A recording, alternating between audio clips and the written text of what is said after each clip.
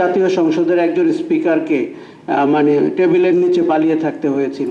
BNP হচ্ছে সংস্কার বিরোধী রাজনৈতিক দল। সংসদে কি দেখছি, সরকারে কি দেখছি, রাজনীতিতে কি দেখছি। কাজেই জুলাই জাতীয় সনদ বাস্তবায়ন এখন দলীয় বিষয় হয়ে গেছে। দলগুলো ভাবছে তাদের জন্য কল্যাণকর হবে কোনটি। তাহলে প্রধান হচ্ছে মানুষের কল্যাণের দিক থেকে সরে এসেছি, রাষ্ট্রের কল্যাণের দিক থেকে অনেকখানি সরে এসেছি এবং দলের কল্যাণের প্রায়োরিটিটি সামনে চলে এসেছে। আমরা কিন্তু জুলাই আগস্টে 2024 সালে এই চিত্র কল্পনাও করিনি। আমার ধারণা এই চিত্র কল্পনা করলে শেখ হাসিনা এক কাপড়ে বিদায় নিতে হতো না। এবং এখন যদি 2 বছর পরে আবার শেখ হাসিনা সুযোগ পান, নিশ্চিতভাবে আরও মানে গ্রহণযোগ্যভাবে পালাতে পারবেন। অতটা অগ্রহণযোগ্য না। গতকাল স্পিকার ধরা পড়েছেন এবং আপনি ভাবুন জাতীয় সংসদের একজন স্পিকারকে মানে টেবিলের নিচে পালিয়ে থাকতে হয়েছিল। দুঃশাসনের চেহারাটি এমনই। কিন্তু আমাদের দুর্ভাগ্য হচ্ছে আমাদের একটা লোভ পেয়ে বসে।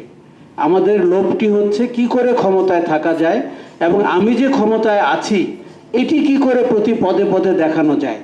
এবং এটি আমার জীবনের শ্রেষ্ঠ সুযোগ স্বজনপ্রীতি করার, দুঃশাসন করার এবং সংবিধানকে নিজের মতো ব্যাখ্যা করার এবং রাষ্ট্রীয় বিভিন্ন প্রতিষ্ঠানে দলীয় লোক নিয়োগ করার।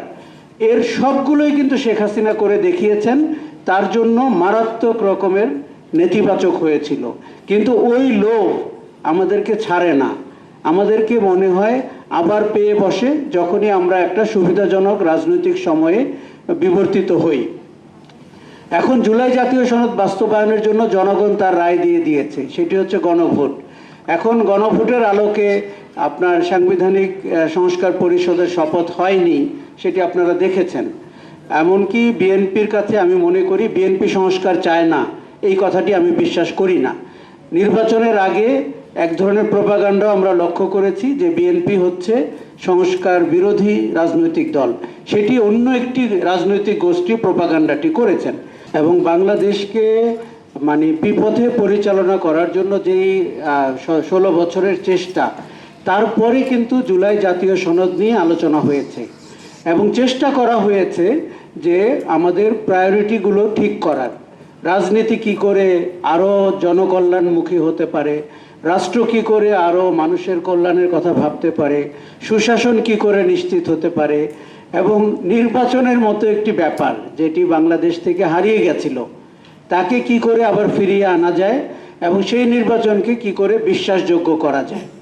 তো এইভাবে আমরা জুলাই জাতীয় সনদটি দেখেছি এবং সবাই স্বাক্ষর করেছেন। সময়কাল ভেদে কেউ দেরিতে করেছেন, কেউ শুরুতে করেছেন। সমস্যাটি হচ্ছে তখন জাতীয় প্রায়োরিটি হিসাবেই দলগুলো বা দলের নেতারা কথা বলেছেন এবং তারা স্বাক্ষর করেছেন তাদের দলীয় মানে প্রধান নেতৃবৃন্দের সম্মতি সহ। এখন সমস্যাটি হচ্ছে একটি নির্বাচন হয়ে গেছে, নির্বাচনে ফলাফল হয়েছে, কেউ সরকারি দল হয়েছে, কেউ বিরোধী দল হয়েছে। এখন তাদের দলীয় বিবেচনা সামনে চলে এসেছে। মানে বাংলাদেশ রাষ্ট্রের বিবেচনার বাইরে দলের বিবেচনা প্রধান হয়ে উঠেছে। আরও একটি কথা, সরকারে থাকার বিবেচনা প্রধান হয়ে উঠেছে এবং কি করে সরকারে থেকে দেশ শাসন করতে হবে এবং অনেকটা জনকল্যাণের বিপরীতে হেঁটে সেই বিবেচনাও সামনে চলে এসেছে। ফলে আমরা দেখতে পাচ্ছি যে জুলাই জাতীয় সনদ বাস্তবায়ন কিন্তু অনিশ্চিত হয়ে গেছে। আমরা যদি জনগণের দৃষ্টিকোণ থেকে দেখি, মানুষ তার ভোটাধিকার প্রয়োগ করেছেন, গণভোট হয়েছে।